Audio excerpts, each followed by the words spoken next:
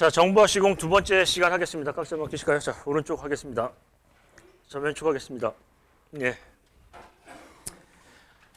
좀 도움이 되시나요? 예. 실제로 그 현장에서 이런 거는 강의 자체를 안 해요. 그리고 이제 제가 예전에 그 사내 강의 할 때 했던 내용들이고요. 그리고 실은 이제 우리가 관심이 없죠. 계측 같은 경우에서는 아무래도 전기 분야도 들어가 있고, 그리고 이제 그게 품질도 아니고 안전도 아니고 이런 붕 떠 있는 부분이 있고, 근데 내용을 보시면 그 거동 데이터를 제대로 인지한다는 건 기술자로서 상당히 중요하거든요. 근데 관심이 없어요. 그러니까 그런 부분에서 제대로 알고 관리를 하지 않으면 오히려 그게 없느니만 못하다 하는 거예요. 자, 그런 부분을 한번 생각해 보시면서 계속 실무적인 부분을 한번 해보겠습니다. 그 다음에 이제 또 하나가 이제 여기서 이제 몇 개를 더 얘기할 건데, 하나가 이제 진동현식을 쓴다고 했잖아요. 진동현식. 진동현식을 많이 써요. 근데 진동현식은 좀 비싸요. 근데 이제 이거 한번 보겠습니다. 진동현식은 어떻게 생겨먹었냐면, 아까는 전기저항식은 어떻게 해요? 구리도선이 늘어나고 압축이 되고 인장이 되면서 그 단면 변화에 따른 이제 저항값 변화를 읽고 그거를 뭘로 환산한다? 변형률로 환산한다고 했잖아요. 자, 이제 한번 보겠습니다. 여기 양쪽에 예를 들어서 이렇게 이게 그 예를 들면 버팀보에다가 여기 용접을 했어요. 양단을 용접을 한 다음에 선이 있어요. 이렇게 선이 있는데 만약에 얘가 압축을 받으면 얘를 진동을 시켰을 때 털털털털 이렇게 떨릴 거예요. 진폭이 크고 가속도에 대한 어떤 우리가 얘기하면 이제 주파수가 길 거예요. 그런데 얘가 만약에 팽팽하게 인장이 되면 탈탈탈 떨릴 거예요. 즉 이렇게 진폭이 작고 파르르 떨릴 거예요. 털털털 떨리느냐 파르르 떨리느냐 할 거예요. 즉 이 우리가 얘기하는 이 진동현의 진동 가속도는 뭐하고 비례해요? 장력하고 그 하중하고 비례해요. 즉 하중이 압축을 받으면 털털털 떨리고 인장을 받으면 파르르 떨리고, 이 진동수가 뭐하고 비례한다? 이 버팀보에 작용하는 하중하고 비례해요. 그럼 이 진동을 어떻게 하냐면, 진동을 유발하는 우리 이제 전기가 있어요. 여기서 가진을 해서 현을 떨게 만드는 거예요. 현을 떨게 만든 다음에 그 진폭을 읽으면, 진동 가속도를 읽으면 어떻게 뭘 측정할 수 있다? 하중을 측정할 수 있다는 거예요. 아까는 뭘로 측정하는 거예요? 저항값의 변화로 측정했지만 얘는 진동수나 아니면은 우리가 얘기하는 진동수 같은 것들로 주파수로 이제 장력을 추정하는 방식이에요. 이해되시죠? 근데 얘 가장 큰 단점이 있어요. 뭐가 단점이 있을까요? 진동이 나는 구조물에는 설치하는 게 쥐약이에요. 이 진동수는 뭐만 읽어야 되냐면 하중에 따른 버팀보의 압축과 팽창, 그 버팀보의 거동만 읽어야 돼요. 근데 만약에 이거를 예를 들어서 좀 이해하기 쉽게 우리 지하철 같은 데 보면 복공판을 깔고 그다음에 주용보를 깔아요. 자, 이제 주용보가 이렇게 걸어서 맨 처음에 이제 H파일이 있으면 H파일 옆에다가 이제 주용 받침보를 이제 걸고, 주용 받침보를 이제 여기다가 버팀보 이제 우리가 이제 수직 파일이 있고 주용 받침보가 있잖아요. 여기 이제 피스 브라켓이 있고. 그러면 이제 주용보 위에다가 복공판을 깔잖아요. 이렇게 깔았어요. 1단 버팀보를 대면 1단 버팀보는 이 주용보에서 차륜 하중이 계속 타기 때문에 진동이 심해요. 진동이 심하다고요. 저는 진동이 있는 구조물에다가 이 전기저항식을 우리가 얘기하는 진동현식을 붙으면 어떻게 될까요? 그러면 이 진동이 하중의 변화에 따른 진동만 읽는 게 아니라 다른 진동도 읽어요. 즉 진동이 더 빠르게 일어나서 하중을 크게 읽는 경향이 있어요. 그러면 진동이 많이 생기는 데에서는 진동현식이 맞아요? 틀려요? 안 돼요. 안 된다고요. 특히 1단 버팀보나 2단 버팀보 같은 데는 쓰면 안 돼요. 이해되세요? 근데 쓴다고요. 여기 쓰고 있잖아요. 이해되시죠? 그래서 그거를 센서가 이게 적절한지를 봐야 돼요. 진동 가속도, 우리가 얘기하는 진동현식은 진동 특성에 따라서 하중을 읽는 거예요. 근데 하중 변화에 따른 진동을 읽는 거지, 말 그대로 다른 진동, 차륜 하중에 대한 진동이나 이런 걸 읽으면 안 돼요. 그걸 우리가 계측에서 뭐라고 부르냐면 노이즈라고 불러요. 즉 우리가 측정하고자 하는 거동 데이터 아닌 데이터가 거기에 들어가게 되면 제대로 분석을 안 하게 되잖아요. 그걸 우리가 뭐라고 부른다? 잡음, 노이즈라고 불러요. 노이즈가 끼기 때문에 분석을 오판을 하는 거예요. 이거 굉장히 토합이 큰데? 이렇게요. 그래서 이런 부분에 대해서 적정한 센서 선정도 상당히 중요해요. 그런데 그거를 알 수 있는 사람이 없다. 현장에. 지금 얘기 정도가 이 정도 하면 되게 아는 척을 많이 할 수 있어요. 대단한 것도 아니고요. 이런 얘기를 한번 해보겠습니다. 제가 만약에 현장에서 시간을 내준다면 한 3시간, 4시간이면은 수준을 확 높일 수 있어요. 계측에 대한 수준을. 근데 그거 자체가 안 되는 거죠. 그래서 현장에서는 실무자한테 계측에 대한 교육이 필요해요.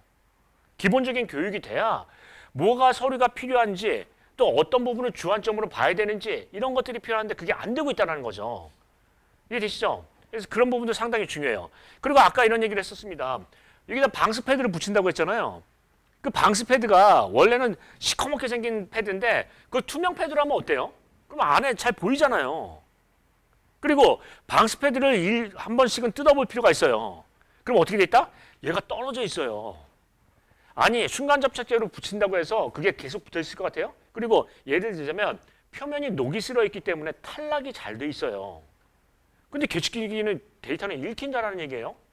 그러니까 그 문제가 있다는 거죠. 그래서 그런 부분에서 제대로 설치되어 있는지를 검수를 초창기에 하지 않으면 어떻게 된다? 안 된다는 거예요. 자, 설치 전 사진, 또 거기 중립축을 마친 사진, 이런 사진을 매번 찍어서 관리대장을 만들어야 돼요. 그 관리대장이 없으면은 이게 설치를 인증할 수가 없는 거 아니에요. 이해되시죠? 근데 그게 이렇게 설치해놓고선 이렇게 관리대장을 제출하는 뻔뻔함도 있다니까요. 엉망진창이죠. 그렇다는 얘기예요. 자, 그 다음에 세 번째. 우리 이제 안전기술사를 배우시면 안전에 대해서 현장에서 안전관리를 얘기하잖아요. 자, 안전에서 정말 특이점이 있어요. 하나. 뭐냐면 비정형 작업이라고 해요. 자, 비정형 작업. 비정형 작업이라는 건 뭐냐면 우리가 공사의 어떤 시공 계획에 따라서 작업을 하잖아요. 그거는 정형 작업이에요. 정해진 주기에, 정해진 시기에 그 공사를 계획대로 하는 거 아니에요. 근데 계측이나 점검이나 청소나 이런 것들은 그 주기가 명확하지 않고요. 수시로 해요. 근데 그 사람들이 안전사고에 취약해요. 이해되세요? 지금 시공은 위에서 막 하고 있는데 밑에서 측정하다가 맞는다고요. 즉, 이 계측자들이 측정할 때 안전사고에 상당히 많이 노출이 돼 있어요. 아까 이렇게 얘기했죠. 원래 버팀볼을 설치하기 전에 그거를 센서를 설치하고 붙이면 좋겠는데 그게 안 되니까 어떻게 된다? 다 설치한 다음에 작업하고 있는 와중에 버팀볼을 타요. 이것도 안 걸고 안전대도 안 걸고 그 다음에 왜 안전대를 안 거냐면 안전대에 대한 우리 거리 시설이 거기 이제 제거가 됐어요. 거기 작업이 끝났기 때문에. 그러면 버팀볼을 타고 가요. 그런데 이거를 면가리를 해야 되잖아요. 그럼 어떻게 해요? 얘를 하나 잡고 내민 작업을 해요. 그럼 홀라당 넘어간다고요. 중대재해 난다고요. 그래서 현장에서 또 어떤 얘기를 하냐면 계측관리팀, 즉 계측팀에 대한 안전보건 대책도 상당히 중요해요. 무슨 얘기냐면 야, 너 계측 측정할 때 안전교육을 받아. 그 다음에 안전교육에 대한 부분을 할 때 그 주변의 시공에 대한 부분에 대해서 숙지를 하고 가. 그 다음에 안전관리자 입회하에 해. 이렇게 해야 돼요. 근데 거기서 측정하려면 계측기기가 되게 어려운 데 붙어 있거든요. 위험한 데 붙어 있고요. 근데 그걸 설치를 하네, 측정을 하네 하면 뭐 하냐면 혼자 가서 그렇게 하다가 큰일 나는 상황도 많아요. 그러니까 또 어떤 얘기를 꺼낼 수 있다? 계측 측정자의 작업 안전에 대한 얘기도 꺼낼 수 있어요. 그 사람들 안전교육 받아야 되고 안전관리자 입회한 다음에 해야 되고 그 다음에 거기에 그 사람들이 계측할 때 시공 담당자에게 그 계측에 대한 사실을 주지를 시켜야 돼요. 여기 계측 들어간다. 이런 거요. 이해되세요? 그래서 나중에 이제 여기서 기술사를 따시고 이제 안전으로 넘어가거나 하면은 또 그런 얘기를 할 수 있죠. 비정형 작업의 안전에 대한 위험성. 그런 얘기를 꺼낼 수 있어요. 이해되시죠? 뭐 청소하거나 점검하거나 아니면은 우리가 얘기하는 그런 그 계측을 하거나 이런 데서도 안전사고가 많다 하는 얘기예요. 비정형 작업. 자, 요 정도 하고요. 그 다음에 이제 또 하나를 얘기를 해볼게요. 자, 우리가 이제 관리 한계치를 얘기할 거예요. 관리 한계치. 즉 무슨 얘기냐면 관리치를 가져야 얘가 위험하다 안 위험하다 하는 거잖아요. 그래서 보통 이제 관리 한계치는 뭐냐면 설계에서의 예상치가 있죠. 1단 버팀할 때 얘는 몇 메가파스칼 걸린다. 2단 했을 때는 몇 메가파스칼 걸린다. 이런 거를 다 시뮬레이션을 하잖아요. 프로그램을 돌려서. 자, 관리 한계치가 있고요. 설계 예상치가 있고요. 그 다음에요. 우리가 얘기하는 극한치 또는 허용치가 있어요. 얘는 강제 항복 강도 얘기하는 거예요. 부러지는 강도, 절단 파단되는 강도. 그러니까 얘가 보통 1차 관리 한계치고 얘가 2차 관리 한계치로 얘기를 해요. 근데 너무 갭이 크니까 이 가운데다가 2차 관리 한계치를 하나 더 두고 얘를 3차 관리 한계치로 보는 데도 있어요. 자, 근데 한번 보겠습니다. 문제는 뭐냐면, 자, 여기 이제 그 보통 이제 토리벽 가시설 같은 거 보면 구조계산서가 있어요. 구조계산서가 있는데 구조계산서에 어떻게 되어 있냐면 그 써넥스나 어떤 이제 프로그램을 돌려서 단계별로 응력에 대한 부분이 전부 다 거기에 있어요. 그럼 어떻게 되어 있냐면, 자, 여기 이제 굴착을 할 때 어떻게 되냐면 이렇게 이제 흑막이 굴착을 해서 이렇게 되면 여기 이제 1단 버팀보, 2단 버팀보, 3단 버팀보 하고 이제 뭐 어센카를 이렇게 붙인다. 예를 들어서 가정을 한번 해보겠습니다. 자, 맨 처음에 어떻게 하냐면 여기 굴착을 먼저 이만큼 굴착을 해요. 0.5m 정도 굴착을 하라고 하는데 이렇게 지키는 데는 없어요. 일단 0.5m 굴착을 한 다음에 그 다음에 작업 공간이 나오니까 거기다 1단 버팀보를 붙여요. 그 다음에 또 굴착을 0.5m를 설계상 그렇게 돼 있어요. 0.5m 굴착을 한 다음에 2단 버팀보를 붙여요. 그 다음에 또 0.5m 굴착한 다음에 3단 버팀보를 붙여요. 여기서 붙여가지고 밑으로 내려가죠. 그럼 자 한번 보겠습니다. 자, 1단 버팀보를 딱 붙였어요. 그러면은 이거 1단 버팀보 붙여서 여기까지 굴착했을 때 얘가 만약에 예를 들어서 100메가파스칼을 받는다. 이렇게 설계에 나왔어요.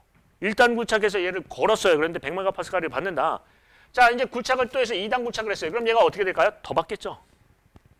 이리시죠. 이게 밑으로 과굴착 이만큼 굴착을 하고 얘는 안 붙었으니까 어떻게 된다? 150메가파스칼을 받는다. 이렇게 이제 예상을 하겠죠. 그리고 이제 얘를 걸었어요. 그럼 얘는 몇 메가파스칼 받아요? 얘를 받으면 얘가 이제 그 우리 프로그램을 돌리면 얘는 이제 예를 들어서 뭐 80메가파스칼을 받는다. 이렇게 이제 시뮬레이션이 되는 거예요. 그럼 얘가 80메가파스칼 받았으니까 얘가 어떻게 된다? 얘가 응력 재분배가 되면서 이제 130메가파스칼로 바뀐다. 이렇게 이제 설계 단계를 하는 거예요. 자, 그다음에 세 번째 굴착하면 어떻게 되냐면 얘 굴착한 다음에 걸면 얘가 이제 70메가파스칼 받는다. 그러면은 얘가 어떻게 되냐면 얘가 이것보다 증가하겠죠. 그래서 100메가파스칼 받는다. 얘도 이제 150메가파스칼 받는다. 뭐 이렇게 될 거 아니에요. 그렇죠. 그러면 관리 한계치를 이렇게 해서 최종 굴착해가지고 이렇게 나왔다고 가정을 해보겠습니다. 관리 한계치는 뭘로 봐요? 150메가파스칼로 봐요. 즉 1차 관리 한계치는 150으로 봐요. 근데 한번 보겠습니다. 얘를 150으로 지정하는 거는 맞아요. 근데 얘를 150으로 지정하면 돼야 안 돼요?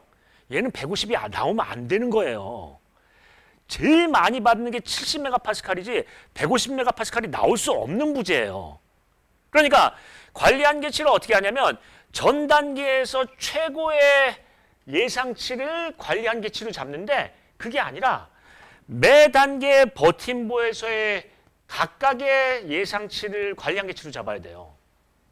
근데 현장에서 관리 한계치를 잡으려면 어떻게 잡아요? 현장에서 이거를 써넥스나 예를 들어서 프로그램을 돌린 구조 한계치를 보고요. 제일 큰 값 얘로 딱 해요. 그럼 얘를 딱 하면 어떤 문제가 생기냐면 얘를 150메가파스칼 관리를 하면은 예를 들어서 100메가파스칼 나왔다고 해도 얘는 안전으로 나오거든요. 근데 안전이 아니죠. 굉장히 초과가 됐잖아요. 그래서 이렇게 단계별로 굴착하고 센서를 붙이면은 어떻게 된다? 관리 한계치는 매 부재마다 다른 관리 한계치를 넣어야 돼요. 맞나요? 이거 굉장히 중요한 얘기예요. 굉장히 중요한 얘기예요. 근데 현장에서 그렇게 해요? 안 해요? 절대 그렇게 안 해요.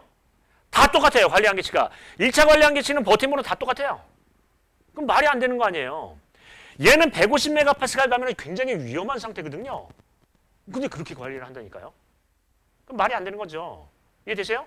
그래서 부재는 각 단계별로 굴착 단계별로 그 각각의 부재의 최고치를 별도로 계산해서 산정을 해야 돼요. 그거는 구조계산서 보시면 나와 있어요. 내가 토목에 조금 관심이 있고 내가 하면은 야 관리 한계치 설정된 거 갖고 와봐. 야 거기에 구조계산서 좀 갖고 와봐. 그래서 그 프로그램 돌린 게 있는데 각 버팀보마다 최대치가 거기 있어요. 내가 좀 관심만 있으면 그게 관리 한계치를 제대로 가동이 설정을 했는지 알 수 있다고요. 근데 이분들은 어떻게 해요? 그냥 하는 거예요. 그냥 한다. 아니 예상치 자체를 그냥 한다고. 어떻게 똑같아요 응력이. 계속 응력 재분배가 되면서 계속 바뀌는 거 아니에요. 그래서 어떻게 한다? 관리 한계치는 매 부재마다 다 틀린 관리 한계치가 들어가는 게 정상이에요. 근데 뭐예요? 버팀목도 다 똑같고 모두 똑같고 다 똑같아요. 그럼 안 되는 거 아니에요? 이해되시죠? 그래서 관리 한계치도 제대로 관리가 안 됐어요. 그러면 한번 보겠습니다. 이런 것들이 현장에서 관리가 안 되기 때문에 모르기 때문에 관리 한계치 들어가냐고 하면은 안 들어가는데요? 뭐 안전한데? 그냥 가. 이렇게 되는 거예요. 실은 여기서는 지금 큰일이 일어나고 있어요. 왜냐하면 아무리 어떤 짓을 해도 70메가파스칼 이상이 안 나오게끔 우리가 알고 있거든요. 근데 100이 넘어간다는 건 뭐냐면 이런 데서 힘을 못 받고 있다라는 얘기예요. 얘가 너무 힘을 받기 때문에 얘가 이상 변형을 보일 수도 있어요. 예를 들자면 얘가 제대로 안 가동이 되고 있다는 거죠. 그래서 관리 한계치는 어떻게 해야 돼요? 부재마다 틀린 관리 한계치를 적용하는 게 맞아요. 이해되시죠? 이거 굉장히 중요한 얘기예요. 근데 지금 한번 보겠습니다. 제가 지금 몇 가지를 계속 얘기하고 있는데 이거 지키는데 한 현장도 없어요. 아직까지도 한 현장도 없다고요. 그리고 이런 것들을 보려고 자체도 안 해요. 왜냐하면 내 시공팀장이 관심이 없거든요. 오히려 계측팀한테 물어봐요. 그분들은 그 토목 관련된 팀들이 아니고 그냥 계측을 하는 사람들이에요. 측정을 하고 이제 보고를 하는 분들이에요. 근데 거기에 대해서 내가 분석을 하고 내가 얘기를 해줘야 되는데 관리하기 한계치 설정은 누가 해줬어야 돼요? 시공팀이 해줬어야 돼요. 야, 여기서 이렇게 측정이 설계치가 예상이 되는데 여기 관련 한계치는 이걸로 관리해 하고 지정을 해줬어야 돼요. 근데 어떻게 해요? 그 사람들이 알아서 해오겠지. 항상 물어봐요. 계측은 계측팀에서 알아서 하는 거니까 문제 있어? 이게 다예요. 없는데요? 그럼 가자. 문제 있다라고 얘기를 안 해요. 자, 여기서 한번 보겠습니다. 계측팀한테 지금 거동에 대해서 문제가 있어요? 라고 물어보면 문제 있다고 해요? 없다고 해요? 없다고 해요. 왜요? 설계는 우리가 얘기하는 안전율이 굉장히 높게 돼 있어요. 그래서 붕괴될 위험이 거의 없거든요. 그러니까 일단은 이상 데이터가 보여도 뭐예요? 안전하다고 해요. 대충 계측을 하면서 엉망진창이라는 얘기죠. 자, 그 얘기. 자, 그 다음에 여기 이제 계측에 대한 부분에서 이런 그 계측 데이터에 대한 어떤 문제점 얘기를 했었죠. 그러면은 이제 이런 부분을 하고요. 그 다음에 마지막으로 우리 계측에 대해서 어떤 얘기를 했었죠? 계측 데이터 분석은 뭐가 있다고요? 절대치 분석이 있고 이제 요거 전에 이 얘기를 한번 해보겠습니다. 가시설이 2년이 경과를 하면은 가시설이 굉장히 노후화된 거예요. 우리 일반 본구조물 같은 경우에는 30년 넘어가면 노후화됐다라고 얘기를 하잖아요. 근데 가시설 같은 경우에서는 2년이 지나가면 상당히 노후화됐다고 보는 거예요. 왜 그러냐면 아니 그라우팅을 하면 그라우팅이 용탈이 되고 2년 정도면 용탈이 꽤 심하게 발달이 되고요. 토합도 상당히 크게 걸리고 부재들도 여러 가지 문제를 발생할 수 있어요. 그러면 한번 보겠습니다. 관리 한계치를 똑같이 잡으면 될까요? 안 될까요? 2년 경과 전, 2년 경과 후 똑같이 잡으면 될까요? 안 될까요? 안 돼요. 기본적으로. 자, 이제 한번 보겠습니다. 2년에 대해서 전에 대해서 이제 관리 한계치를 예를 들어서 변형률계를 한번 볼게요. 자, 1차 관리 한계치 우리가 이제 얘기하면 안정, 그 다음에 경고, 그 다음에 위험 이 세 단계가 있다고 했잖아요. 이거는 이제 우리가 이제 F 해가지고 어떤 지수를 본다면 이렇게 봐요. 자, 어떤 부분이 있냐면 설계 예상치, 그 다음에 계측 실측치. 예를 들자면 설계 예상치가 100이에요. 근데 계측 예상치가 80이에요. 그럼 안전한 거예요? 안전하죠. 안전하죠. 근데 예를 들어서 설계 예상치가 100인데 계측치가 120이에요. 위험한 거예요? 위험하죠. 보통 이 F를 얼마로 보냐면 얘는 1.2 이상이 되면은 위험하다고 보고 얘는 F는 1.0 얘는 0.8이에요. 0.8 이하. 이해되시죠? 그러니까 0.8보다 나오면 얘는 안정한 거예요. 비교적. 그리고 이거는 초과하면 위험이에요. 근데 만약에 예를 들어서 이게 2년이 경과됐어요. 그럼 어떻게 해야 될까요? 얘를 이렇게 올려야 돼요. 얘가 위험이고요. 얘가 경고고요. 얘가 안정일 수도 있어요. 이해되세요? 수준을 달리해야 된다고요. 무슨 얘기냐면 가시설은 주변에 대한 위험성이 상당히 커요. 변형도 많이 생기고 약간의 변형에 의해서 좌굴이 생겨요. 그리고 어떤 그라우팅 같은 것도 용탈이 생기기 때문에 가시설에 대한 안전성은 굉장히 떨어지거든요. 그러면 가시설은 보통 2년이 지나가면 노후화됐다라고 보고요. 별도의 안전율을 별도 조정을 해야 돼요. 20%씩은 다운을 시켜야 돼요. 이해되세요? 근데 그렇게 하고 있어요? 안 하고 있어요? 안 한다니까요? 안 해요. 안 한다고요. 이해되세요? 원래 계측을 제대로 하려면 이 노후도에 대한 평가를 보고 안전율 조정을 했어야 돼요. 근데 돼야 안 돼요? 안 한다고요. 이해되시죠? 그래서 이런 부분을 보겠습니다. 지금 이 변형률계 하나만 갖고도 하루 종일 할 수도 있어요. 하루. 근데 이제 이런 부분에서 이제 얘기를 하시면 이러죠. 우리가 이제 기본적인 어떤 계측 관리에 대한 부분을 알아야지 이제 현장을 관리할 수 있고요. 지금 하는 얘기는 굉장히 중요한 얘기예요. 무슨 얘기냐면 현장에서 시험 문제에서 만약에 계측 관리에 대한 부분이 나오면은 실태와 개선 과제를 얘기하는 거예요. 예를 들어서 흙막이 가시설 계측하면 뭐예요? 가시설은 노후도가 2년 넘어가면 노후도가 상당히 증가될 수 있다고 볼 수 있다. 즉 과다 변형에 의한 좌굴 또는 우리가 얘기하는 그라우팅의 용탈 이런 부분으로 안전성이 떨어지기 때문에 안전율 평가를 어떻게 해야 된다? 그 수준을 보수적으로 해야 돼요. 그게 합리적이에요. 만약에 2년 경과 전에 그 안전율을 그대로 적용한다고 한다면 오히려 위험할 수도 있다라는 거예요. 맞나요? 그런 얘기를 해야 돼요, 거기다. 그래서 시험 문제에 뭐 계측에 대한 주기와 빈도와 관리 기준에 대해서 설명하시면 이런 얘기를 꺼내야죠. 실무에서는 잘못됐다. 개선돼야 된다 하는 얘기를 꺼내야 되겠죠. 이해되시죠? 자, 그다음에 이제 그 다음. 자, 계측의 분석이 있어요. 분석은 크게 세 가지 분석이 있다고 했죠. 첫 번째, 절대치 분석. 네, 그다음에 두 번째, 추세 분석. 추세 분석은 우리가 이제 뭐라고도 얘기하냐면 경시 분석이라고 해요. 경시 분석. 그다음에 세 번째, 뭐예요? 예상치 분석.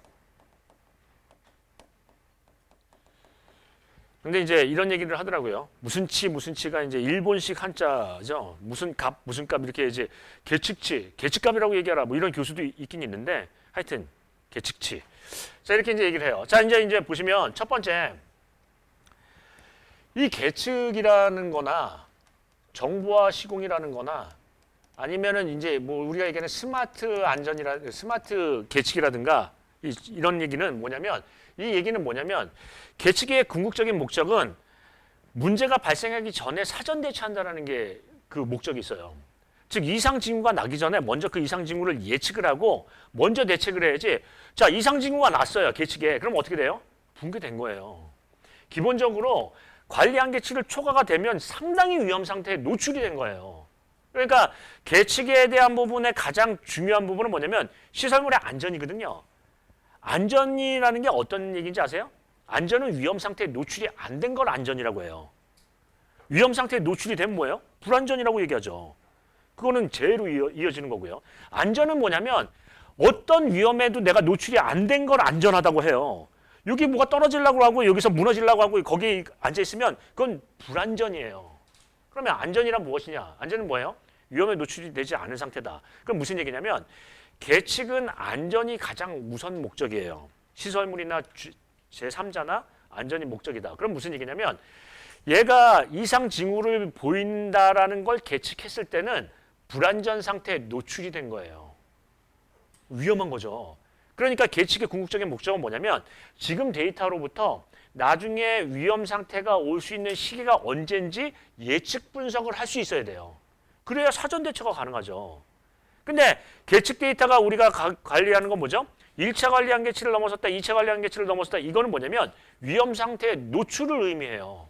그때는 늦었다라는 거죠. 그러니까 계측의 궁극적인 목적은 뭐예요? 당사자인 시설물, 제3자인 어떤 주변, 이 부분에 대한 안전 확보를 추구하는 게 목적이죠. 이해되세요? 그럼 지금의 계측은 잘못됐다는 얘기예요. 무슨 얘기냐면, 자, 이게 이제 응력의 우리 얘기했던 이제 응력계가 스트러트 응력계가 있고요. 여기 이제 시간이 있어요. 그러면 이제 여기에 이제 관리 한계치가 1차 관리 한계치가 있다 뭐 해서 설계치가 있다고 하겠습니다. 관리 한계치. 자, 그러면 이제 데이터를 먼저 시작을 했더니 응력은 0이었어요. 점점 올라가서 관리 한계치가 예를 들어서 이게 150메가파스칼이라고 가정을 한번 해보겠습니다. 0메가파스칼에서부터 이제 계측을 했어요. 근데 이렇게 됐어요. 물론 얘가 이제 막 가다가 갑자기 어느 순간 이렇게 뛰어가지고 이렇게 됐으면 요때 넘어가면 이제 계측을 해서 아 이게 위험하다 뭐 이렇게 이제 얘기를 하는 거예요. 근데 이걸 넘어갔을 때 계측을 하거든요, 우리는. 그러면 대부분 이거는 절대치 분석이에요. 절대치 분석은 뭐냐면 1차 관리한 계측을 넘어갔습니다. 위험합니다. 라고 얘기하는 게 절대치 관리예요. 근데 이 계측은 계측의 궁극적인 목적을 위배하는 거예요. 왜냐하면 안전 상태를 유지한다라는 건데 안전 상태는 위험에 노출이 안 된 상태거든요. 근데 이 관리치를 초과했다는 건 위험에 노출된 상태예요. 그러니까 계측의 목적에 위배되는 거예요. 그러면 어떻게 해야 되냐면 자, 이 데이터의 이 변화량, 즉 이 속도가 있잖아요. 예를 들어서 메가파스칼이 변화하는데 1일 얼마 정도 변하는지 하는 이 속도, 즉 증가 속도를 분석을 해야 돼요. 그래서 만약에 이런 추세로 간다면 요거 얘가 이렇게 되는 날짜가 한 5일이면은 이렇게 될 것 같은데?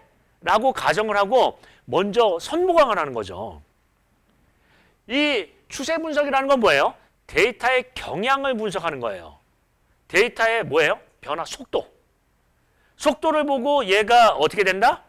계측치가 언제쯤 넘어갈 수 있는지 그 시기까지를 분석을 하는 거예요.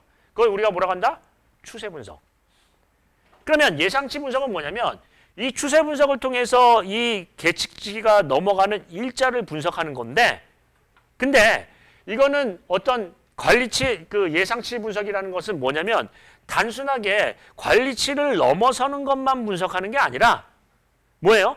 관리치를 넘어서지 않더라도 며칠자에 어느 정도의 응력을 받을 수 있는지 그 예상을 하는 거예요. 그러니까 얘는 속도를 해서 초과하는지 하는 날짜를 보는 거고요. 얘는 초과하지 않더라도 어느 정도 수준까지를 계속 유지할 건지 하는 그 거동이, 즉 수렴하느냐 발산하느냐 하는 거동을 분석하는 거예요. 그러면 진정한 계측은 뭐예요? 이 두 개가 들어가야 돼요.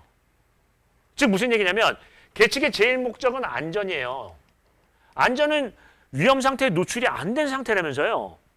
근데 절대치 분석은 뭐예요? 위험 상태에 노출된 것을 의미해요. 그러면 우리가 위험 상태에 노출이 안 되려면 어떻게 된다?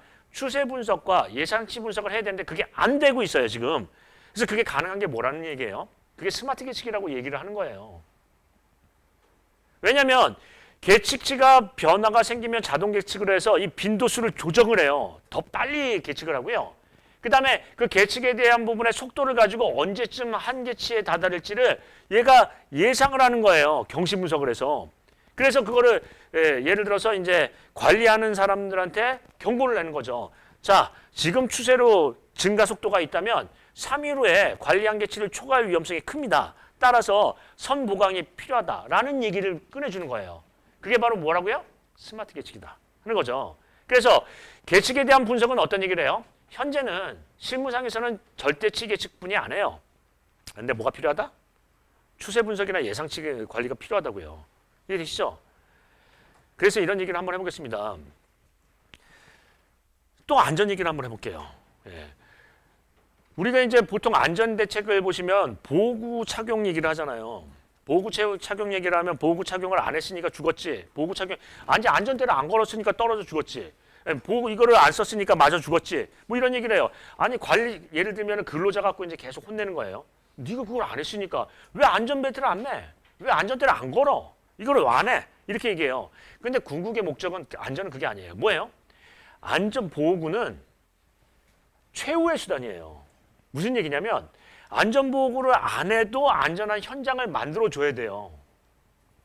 그렇게 되고 안전보호구는 최후, 그러다가 어쩌여치 잘못돼서 뭐가 떨어지면 막는 거지, 원래는 안전보호구를 안 해도 안전하게 돼야 돼요. 예를 들자면 안전대를 안 걸어도 추락방지 시설이 있어야 돼요. 거기에 안전난간이 있어야 되는 거 아니에요. 그래야지 기본이 되는 거지. 예, 안전난간 없이 추락방지대만 해. 이거는 위험한 거예요. 이해되시죠? 자, 그럼 다시 가서 계측이란 본질은 뭐예요? 계측은 안전한 상태를 현장에서 유지하고요. 선조치라는 게 목적이에요. 그러니까 어떻게 보면은 계측이라는 게 이 안전에서도 가장 기본이 되는 거죠. 그래서 뭐가 돼야 된다? 예측치 분석이나 추세 분석이 돼야 돼요. 근데 그게 안 되고 있다는 거죠. 그래서 현장에서 이제 계측 관리에 대한 문제점을 얘기를 한다면 이 얘기를 꺼낼 수밖에 없어요. 이해되시죠? 자, 그렇게 이제 얘기를 하고, 자, 그다음에 그 다음에 제일 많이 쓰는 이제 이쪽으로 넘어가 볼게요. 지중 수평 변이계. 얘는 어떻게 이제 측정을 하냐면 여기 이렇게 생긴 막대가 하나 있어요. 여기 이제 바퀴가 이렇게 달려 있고요. 이렇게 바퀴가 달려 있는 막대가 있어요. 얘가 어떻게 되냐면 이렇게 이 각도를 읽어요. 여기 센서가 있는데 얘가 기울어지면 각도가 몇 도? 그러니까 1도 기울어지면 1도, 2도 기울어지면 2도 이렇게 읽는 거예요. 그럼 뭐 얘가 어떻게 지중 수평 변이를 읽냐면 얘가 이제 길이가 50cm짜리 0.5m짜리 50cm짜리 이제 막대예요. 그럼 얘는 어떻게 하냐면 이 낚시줄처럼 생긴 거를 이거를 쭉 해서 여기다 딱 넣어요. 넣으면 어떻게 되냐면 자, 한번 이렇게 한번 가정을 해보겠습니다. 변이가 이렇게 생겼다고 가정이 돼요. 원래는 수직인 여인데 이렇게 이제 변이가 됐다고 하면 막대가 이제 이렇게 설치가 됐잖아요. 그러면 이게 각도가 이제 알파가 있잖아요. 그럼 어떻게 하냐면 이 수평 변이는 어떻게 읽죠? 50 사인 알파예요. 50 사인 알파가 요 x1이잖아요. 맞나요? 50 사인 만약에 이게 30도면 얼마 나오고 하잖아요. 50 사인 알파예요. 얘가 그래서 1단계 맨 처음에 밑에서 수평 변이를 읽어요. 그 다음에 여기다 또 측정하면 어떻게 된다? 알파가 알파 1이 있으니까 또 하면 뭐냐면 50 사인 알파 2 하면은 x2를 읽어요. 그러면 어떻게 하냐면 얘를 x1, 얘는 x1 플러스 x2, 얘는 x 여기 또 하면은 x1, x2, x3 이렇게 해서 이거를 쭉 읽어서 얘가를 누적을 해서 수평 변이를 읽는 거예요. 그러니까 지중 수평 변이계는 어떻게 하냐면 실은 각도계예요. 이 각도계를 밑에다가 넣고 0.5m씩 올려가면서 측정을 한다. 그러면 얘는 어떻게 설치해야 돼요? 밑은 고정점이어야 돼요. 안반층에 근입이 돼야 돼요. 밑은 절대 움직이면 안 돼요. 왜냐하면 밑이 움직이면 밑이 만약에 1m를 밀렸다. 근데 밑이 고정점이 아니면 얘는 기기의 특성상 밑을 항상 0으로 봐요. 그러니까 밑이 밀리면 어떻게 된다? 0으로 본다고요. 근데 고정점에다 설치를 안 한다는 게 문제예요. 이해되시죠? 자, 그러면 이게 이제 이렇게 설치해요. 얘가 이제 어떻게 되냐면 이게 그림에는 이렇게 대충 이 사진은 잘 모르겠지만 여기 이제 선이 이렇게 있는데 이 선에 50cm마다 여기에 이렇게 우리 그 보형물이 있어요. 낚시질하는 것 같아요. 넣었다가 50cm에서 걸고 찍고 걸어서 또 50cm 걸고 찍고 이질거리를 30m, 20m씩 하는 거예요. 그냥 계속 앉아가지고 낚시질하는 것 같아요. 제가 이제 계측을 해서 이걸 딱 하니까 시공팀에서 와서 그러더라고요. 야, 굉장히 좋겠어 계측팀에서. 왜 그랬더니 낚시도 하고 약 올리는 거죠. 하는 거예요. 또 이제 웃기는 건 뭐냐면 자, 계측기기가 각도를 측정하면은 이제 안에 추가 있고 한데 얘를 이제 한번 딱 걸어가지고 하면 얘가 어떻게 되냐면 흔들려요. 그러면은 한 4에서 5초 정도 기다린 다음에 측정을 해야지 흔들리는 상태. 우리가 이제 이거 한번 볼게요. 자, 체중을 측정하는데 샤워하고 난 다음에 체중 측정기에 딱 올라가면 어떻게 해요? 저울이 탈탈탈 떨리잖아요. 그 다음에 얘가 딱 쓰면은 내가 몇 킬로그램이다 알 수 있는 거 아니에요. 계측기기도 얘가 한번 움직이고 충격을 주면 안에서 수치가 계속 움직여요. 그러니까 어떻게 하냐면 이 수치가 멈출 때까지 기다려줘야 돼요. 그럼 어떻게 하냐면 측정을 맨 처음에 내려가서 측정을 딱 눌러요. 측정. 그 다음에 한번 올린 다음에 느긋하게 한 5초 정도, 10초 정도 기다린 다음에 되면은 측정. 이렇게 해야 되는데 안 그래요. 빨리 가야 되잖아요. 하고 측정, 하고 측정. 이러면 계측 데이터가 엉망진창으로 나온다고요. 이해되시죠? 그러니까 그런 것조차도 누가 한마디도 안 해요. 자, 그렇게 한번 보고요. 자, 예전에 토질및 기초기술사에서 이런 시험 문제가 나왔어요. 자, 지중 수평 변이계의 데이터가 나왔어요. 나왔는데, 자, 여기 이제 첫 번째 케이스 1, 케이스 2, 케이스 3에서 이제 벽체가 있는데, 첫 번째 계측 데이터는 예를 들어서 1주차, 2주차, 3주차, 4주차 이렇게 나왔다. 케이스 1. 그 다음에 케이스 2는 뭐냐면 1주차, 2주차는 이렇게 나왔는데 3주차부터는 이렇게 나온 거예요. 3주차, 4주차 이렇게 나왔다. 케이스 2. 그 다음에 계측지가 또 어떻게 나왔냐면 자, 1주차, 2주차, 3주차 변화가 없다. 케이스 3에 대해서 각각 분석하라 이렇게 나왔어요. 시험 문제. 거동이 이렇게 나왔는데 이 계측 데이터를 분석하라 이렇게 시험 문제 나왔어요. 오래된 계측. 이거 낸 사람은 제가 보기에는 대단한 사람이에요. 계측에 대해서 진짜 해본 사람이에요. 저 같은 사람이에요. 계측지가 이렇게 나오면 각각 한번 보겠습니다. 1번은 어때요? 요거 이렇게 나와요. 이렇게 나온다고요. 상당히 이게 미리 단위로 측정하니까 각각의마다 굉장히 굴곡이 심해요. 왜 그러냐면 우리가 연성벽체는 어떻게 된다? 이런 식으로 예를 들자면 벽체가 버팀목을 댈 때마다 아칭을 보이면서 얘가 연성을 보이잖아요. 그래서 응력 재분배를 하니까 상당히 이렇게 굴곡이 심하게 나와요. 미리 단위로. 이해되시죠? 두 번째는 뭐예요? 여기다가 어떤 미친 사람이 돌을 집어넣었어요. 돌을 집어넣어가지고요.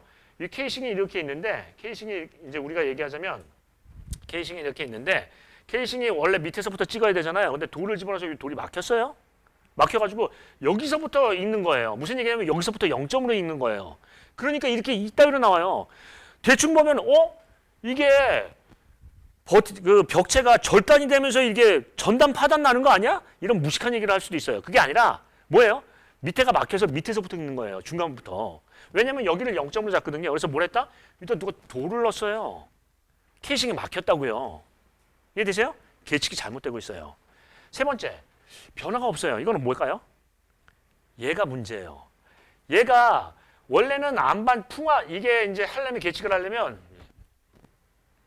계측을 하려면 원래 사이드 파일 같은 경우에 흑막이 벽체를 하려면 이 깊이를 어떻게 결정하죠? 이 근입심을 어떻게 결정하죠? 풍화함에 최소 0.5m 근입하게 돼 있어요. 풍화함이 아니라 연함. 암반에 0.5m 돼야지 벽체가 안 밀리잖아요. 이 지중수평 변이계는 얘보다 깊어야 돼요. 이해되시죠? 근데 얘보다 짧다. 그럼 어떻게 돼요? 벽체가 밀리죠. 고정점이 밀린다고요. 얘는 어떻게 계측을 읽는다고 했죠? 밑은 무조건 0으로 읽어요. 그리고 그걸 누적으로 이제 읽어가는 거죠. 그러니까 어떻게 되냐면 얘가 밀리면은 이런 식으로 항상 0이 되는 거예요, 밑이. 그러니까 밑이 0이 되니까 어떻게 된다? 변형이 별로 안 생긴 것처럼 나와요. 약간의 변형인데 몇 미리 단위로만 움직이는 것처럼 되고 벽체가 안정화된 것처럼 보여요. 이건 뭐예요? 밑이 밀리고 있는 거예요. 아니, 한번 보겠습니다. 자, 연성벽체가 여기 이제 예를 들어서 20m짜리 연성벽체가 있어요. 그 H8 토리벽이나 슈트파이 같은 연성벽체가 있어요. 최대 얼마까지 상부가 밀릴까요? 상부가 몇 센치 밀릴까요? 이런 것도 이제 감각을 있어야 돼요. 어느 정도 밀리면 위험하다고 볼 수 있나요? 몇 센치까지 밀릴까요? 10cm요.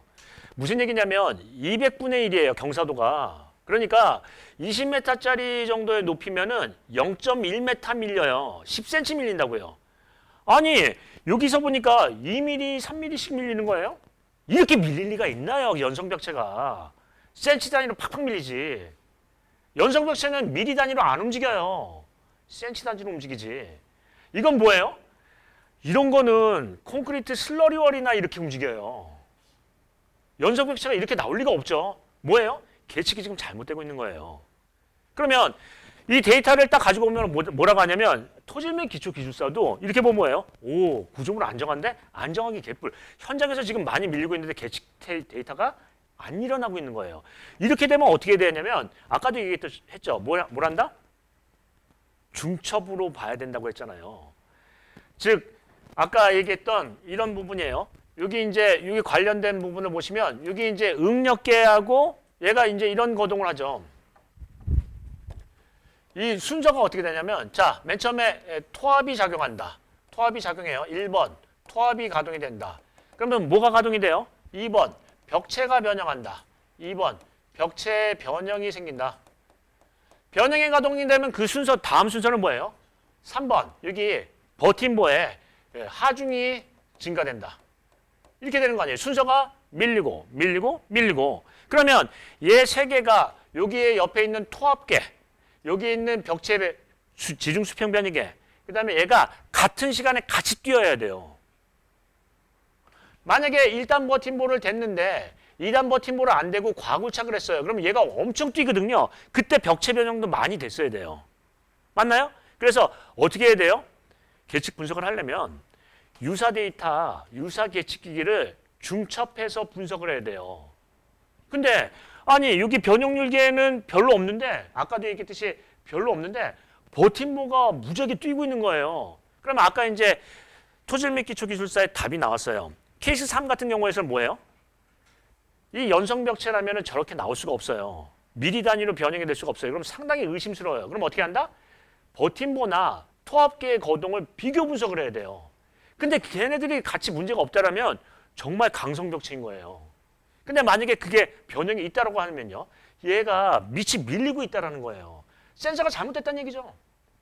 이해되시나요? 그런 걸 시험 문제를 낸다고요. 그러면 한번 보겠습니다. 제가 예전에 토질미기초 그 시험 문제 나온 거 보고요. 야, 이분은 대단하다. 왜냐면은 실은 이제 토질미기초 하시는 분들이 그 분석을 해요. 현장에 대해서 어떤 분석을 하고 거기에 대해서 어떤 대안을 제시하는데 실은 계측 데이터를 못 보거든요. 그러니까 이런 거는 실제로 실무에서 필요한데 그걸 내더라고요. 데이터가 케이스 1, 케이스 2, 케이스 3에 대해서 그러니까 이런 얘기죠. 의사 같으면은 환자가 이런 증상을 보이고 있다. 거기에 대해서 진단을 하라. 이런 시험 문제예요. 이해되시죠? 그런 문제도 나온다고요. 그래서 이제 이런 부분을 보겠습니다. 중요한 건 뭐예요? 아까 결론으로 다시 가면요. 계측 데이터는 유사 데이터를 중첩으로 분석할 수밖에 없고요. 그 유사한 데이터의 이상 징후는 뭐가 필요하다? 코멘트가 필요하다고요. 이해되시죠? 그리고 가급적이면 계측 보고서하고요. 계측 보고서하고 플러스 일부하고는 같이 보관해야 돼요. 무슨 얘기냐면 계측 데이터가 이렇게 해서 데이터가 뭐 띈 식에 있으면 여기 작업일보에 대한 주요 내용을 써줘야 돼요. 이때 일단 버팀보가 어쩌고 저쩌고 해서 그 내용이 같이 붙어야 된다고요. 카피해서 붙어야 된다고요. 그래야 분석이 되는 거지. 아니 여기에 그날 무슨 일이 벌어졌는지도 모르고 분석이 어떻게 돼요. 기본적으로. 그래서 계측 보고서는 좀 바꿔야 될 것 같아요. 첫 번째, 어떻게 계측 보고서를 바꿔야 된다? 유사 데이터, 유사 계측기하고 중첩으로 데이터를 보관해야 된다 하는 거고요. 그 다음에 두 번째, 뭘 바꿔줘야 돼요? 작업일보하고 중첩 보관해야 돼요. 특히나 중요 작업에 대해서는 2단 버팀보 설치 시기, 2단 버팀보에 대한 뭐 지연 시기 이런 것들이 나와야 되고요. 세 번째요. 이상 징후에 대해서는 동그라미 치고 뭐 한다? 분석, 즉 코멘트를 달아야 돼요. 시공자가. 그래야 계측 보고가 제대로 되는 거예요. 근데 어떻게 된다? 그냥 보고서 오면은 그냥 사인만 하는 거예요. 뭐 문제 있어? 없어요. 사인. 이러면은 계측을 왜 해요? 시공자가 배제된 계측이라는 게 있을 수가 있나요? 말이 안 되는 얘기 아닌가요? 이해되시죠? 자, 그런 얘기예요. 굉장히 중요한 얘기예요. 그러면 이제 이런 부분을 한번 보겠습니다. 자, 얘네들은 이제 가만히 보면 어떤 부분이 있냐면 지중수평 변이계가 많이 쓰여요. 자, 첫 번째. 지중수평 변이계는 뭐를 보는 걸까요? 이 계측의 목적이 뭘까요? 지중수평 변이계. 지중이 이게 이제 우리 뭐 이렇게 계측계에 대한 각각의 목적과 뭐 항목, 계측 항목과 계측의 목적을 설명하시오. 이렇게 쓰잖아요. 버팀보는 목적이 뭐예요? 버팀보 응력계는요. 버팀보에 작용하는 하중, 버팀보의 어떤 이상고동의 징후를 파악하기 위해서 하는 거예요. 그죠? 예. 그러면 지중수평 변이계를 여기다가 한 1m 띄워가지고 여기다 이렇게 설치를 해서 이 수평 변이를 보는데 이 지중수평 변이계는 설치 목적이 뭐예요? 벽체 변형이에요. 벽체가 얼마나 밀렸느냐를 보는 거예요. 그래야지 토합이 가동되는 걸 볼 거 아니에요. 이해되시죠? 근데 여기서 문제가 있어요. 자, 한번 보겠습니다. 여기 이제 위에 H 파일을 이렇게 설치를 했어요. 토리벽이 이렇게 설치가 돼 있다. 토리판이. 그래가지고 여기가 이제 이렇게 따진다면 여기가 굴착 전면, 여기가 굴착 배면이에요. 보통 계측기기를 지중수평 변이기를 설치하면 어떻게 설치하냐면 한 1m 떨어뜨려서 이렇게 설치해요. 아니 벽체 변형을 보려면 벽체하고 붙여야 되는 거 아닌가요? 아니 벽체 변형을 하려면 벽체에 붙여야지. 왜 떨어뜨려요? 왜 그럴까요? 벽체가 설치된 다음에 거기다 천공기를 대고 하면은 벽체 뚫고 나와요. 그 담부에서 작업 공간이 안 나오잖아요. 그러니까 어떻게 한다? 띄어서 한다고요. 이게 띄어서 하라는 게 아니고 원래는 최대한 붙여야 되는데 천공기를 옆에다가 대면은 지금 낭떠러진데 안 되는 거 아니에요. 위험하잖아요. 그리고 버팀보하고 밟히고 간섭이 되잖아요. 그러니까 어떻게 한다? 1m 띄어서 해요. 그러면 한번 보겠습니다. 실제로 1m 뛰느냐? 더 뛴다고요. 그럼 예를 들어서 얘가 만약에 1m 떨어지지 않고 좀 멀리 떨어져서 설치되면 어떻게 해요? 벽체 변형이 생기더라도 집안 이완이 안 생기는 경우도 있어요. 예를 들어서 이런 얘기죠. 얘하고 거동이 안 맞는다는 얘기예요. 원래는 어떻게 설치하는 게 좋냐면 이 벽체 외측에다가 이 지중수평 변이기를 설치하면 좋겠어요. 예를 들자면 뭐냐면 여기 이제 흙막이 이렇게 1m 이렇게 떨어뜨린 게 아니라 흑마기 가시설이 있으면 여기다가 이렇게 이제 벽체가 이렇게 있다고 친다면, 이렇게 벽체가 있다고 한다면 여기다가 관을 이렇게 좀 붙일 수 없나요? 이렇게 붙이면은 정확하게 벽체 변형을 읽을 수 있을 거 아니에요. 그렇게 했으면 좋겠어요. 근데 그렇게 못해요. 어떤 똑똑한 사람이 그랬어요. 어떤 똑똑한 사람인지 멍청한 사람인지, 야, 그러지 말고 여기 이제 H 파일이 이렇게 있으면 여기다가 L 형광을 대자. L 형광을 대서 쭉 내린 다음에 거기다가 그 관을 매입하면 되는 거 아니냐. 이 아이디어는 어때요? 그러면은 벽체 변형을 알 수 있을 거 아니냐. 어때요? 이 아이디어? 왜 머리를 절레절레하죠? 그 이유가 뭐예요? 예, 예, 예. 지금 무슨 얘기 하려는지 정리가 안 되셨는데 거의 맞는 것 같아요. 이게 무슨 얘기냐면 여기다가 L 형광을 대면 얘가 강성이 커지잖아요. 보강이 되는 거 아니에요. 그럼 보강이 되면 여기 벽체는 변형이 덜 나요. 계측기기가 거동을 방해하면 안 돼요. 거동이 그대로 있는 걸 익혀야죠. 그러니까 이거는 딱 보면 뭐예요? 야, 아이디어 끝내주는데? 맞아. 가까이 붙여야 되는 거 맞는데? 근데 들어보면 뭐예요? 바보짓 하는 거예요. 이게 변형이 생길 리가 없어요. 저게 강성이 커지니까 저기가 방해하는 거예요. 그러면은 밖에다 붙인다. 밖에다 붙이기가 어려워요. 용접을 하기도 그렇고 용접을 할 수도 없고 뭐 이 둘러맬 수도 없고 그러니까 어쩔 수 없이 어떻게 한다? 이 벽체 배면에 가까이 붙여서 설치하는 게 원칙이에요. 이해 되시죠? 근데 여기서 문제가 몇 개 있어요. 자, 천공기를 해요. 얘를 어떻게 설치하냐면 이 관이 여기서 이제 보시면 알겠지만 관이 이렇게 돼 있어서 이 관이 내관이 이렇게 홈이 있어요. 이렇게 내관이 홈이 두꺼운 관인데 플라스틱 관인데 이 홈이 있어요. 그래서 어떻게 되냐면 아까 이렇게 이 계측기기 프로브 계측기기 센서가 있는데 이 센서에 뭐가 있냐면 이렇게 레일이 이렇게 달려 있어서 바퀴가 달려 있어요. 바퀴가 이렇게. 그래서 이 홈으로 타고 하는 거예요. 즉 이게 굴착측이 있으면 Y축, X축 해가지고 이거를 찍는 건데 이렇게 읽는 거예요. 이 각도를 봐야 되는 거죠. 그러니까 어떻게 되냐면 굴착면에 얘가 수직으로 이렇게 홈이 파져 있어야 돼요. 근데 얘를 6m마다 커플러로 연결을 하잖아요. 이게 관을 묻어요. 관이 돈다고요. 돌아요. 그래서 실제는 어떻게 돼 있다? 얘가 이렇게 설치가 돼 있다고요. 이렇게 홈이. 그러면 벽체의 각도를 읽을 수가 없어요. 설치할 때 그 옆에서 잔소리를 해야 돼요. 야, 관 똑바로 해. 그러니까 얘네들이 어떻게 하냐면 제가 이제 그걸 옆에서 하니까 어떻게 해요? 6m로 커플을 연결하고 6m로 커플을 연결하고 해서 그걸 하니까 위에서 돌리고 있어요. 이걸. 그러면 얘가 밑에서는 엉망진창으로 되어 있는데 얘가 어떻게 되냐면 이렇게 각도를 읽어야 되는데 얘가 이렇게 돌면서 각도를 읽어요. 그럼 각도를 못 읽는다고요. 엉망진창이에요. 더 웃기는 거 알려드릴까요? 얘를 홈에다 집어넣었잖아요. 넣었어요. 분명히 넣고 이제 찍고 있어요. 근데 올라올 때 보니까 홈으로 안 타고 올라오고 레일이 여기를 이렇게 타고 올라오네요. 안에서 돌렸다. 왜 그래요? 커플러가 제대로 연결이 안 돼서 거기서 삐끗해서 다시 타고 올라오는 거예요. 그렇게 설치하면 매번 다른 쪽으로 타고 올라와서 각도를 못 읽어요. 이거 웃기는 거 아니에요? 대부분이래요. 대부분. 지중수평면 이게 믿을 수가 없어요. 근데 저거를 분석을 한다는 거죠. 그러면 여러분께서는 정말 중요한 게 뭐냐면 설치 때부터 제대로 되는지 봐야 되고요. 측정할 때 한두 번은 쫓아가서 봐야 돼요. 이게 제대로 나오는지. 근데 그게 안 되고 있다는 거죠. 설치도 안 돼. 분석도 제대로 안 돼. 거기에 대해서 분석을 제대로 할 수 있는 사람도 없어. 근데 현장에 코빼기도 안 비치는 어떤 비상주 기술자는 헛소리나 해.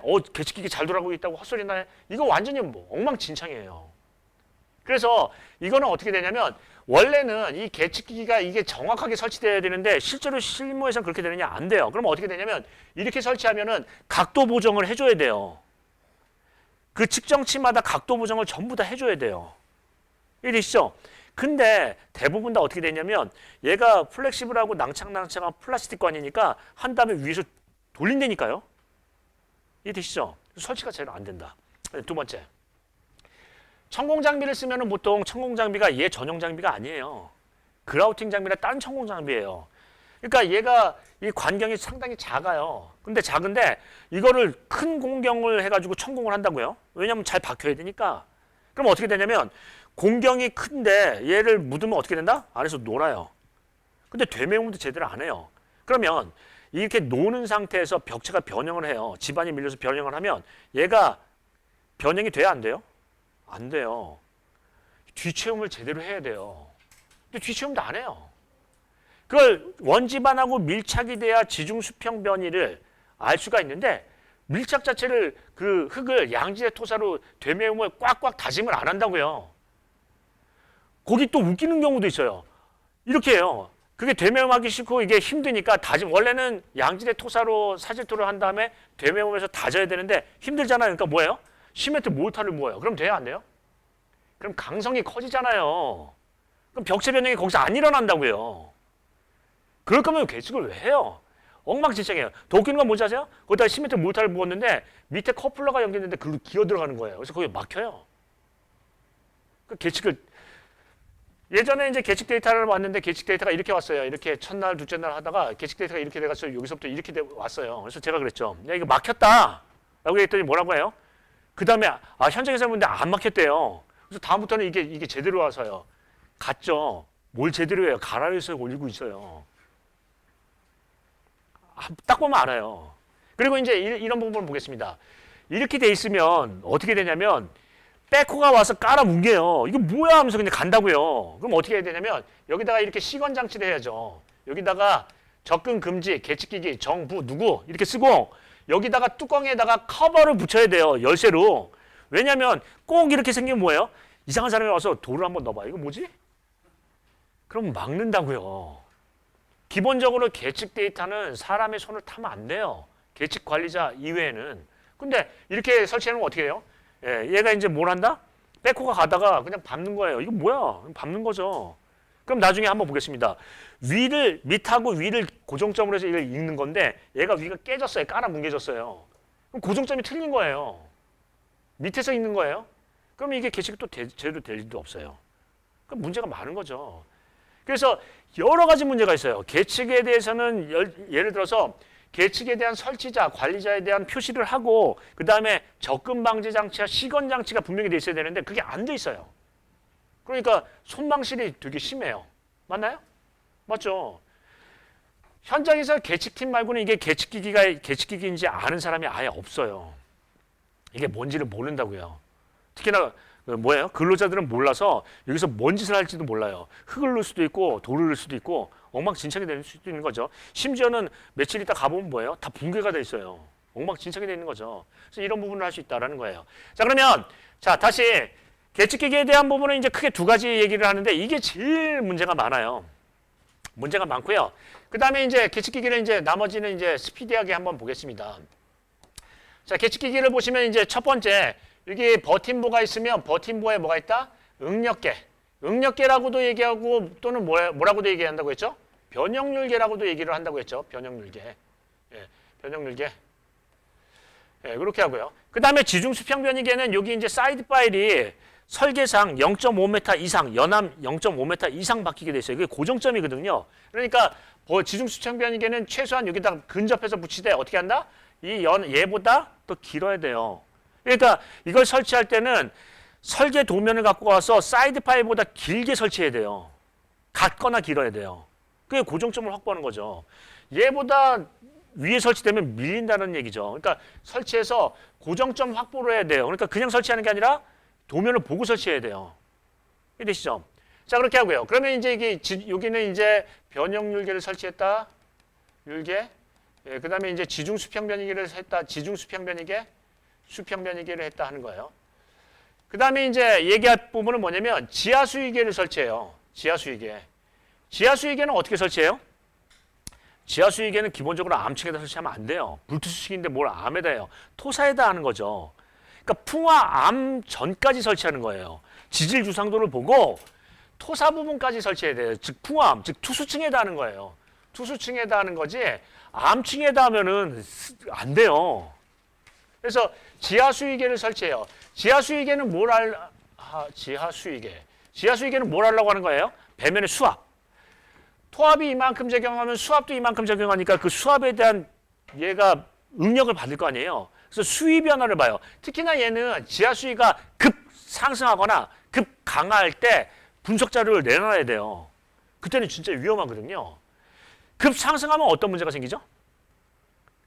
벽체 하중 부담이 상당히 커져요.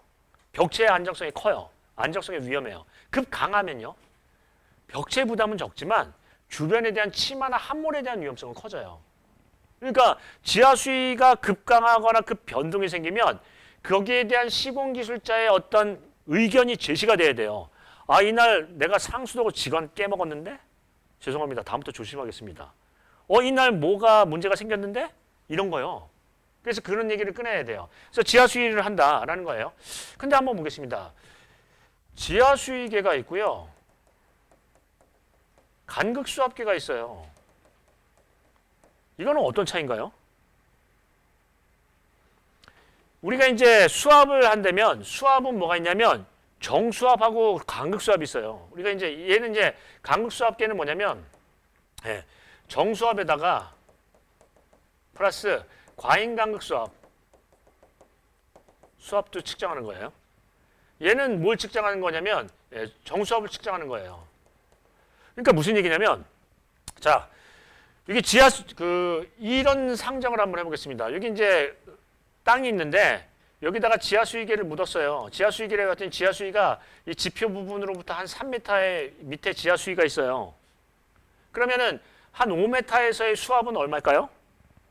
2m의 수위에다가 감마 WH니까 2m 곱하기 1. 그래서 2톤 퍼 메타 제곱이 작용하는 거잖아요. 여기 수압이. 이해되시죠? 근데 여기다가 성토를 5m를 했다. 그러면 여기 정수압은 변화가 없어요.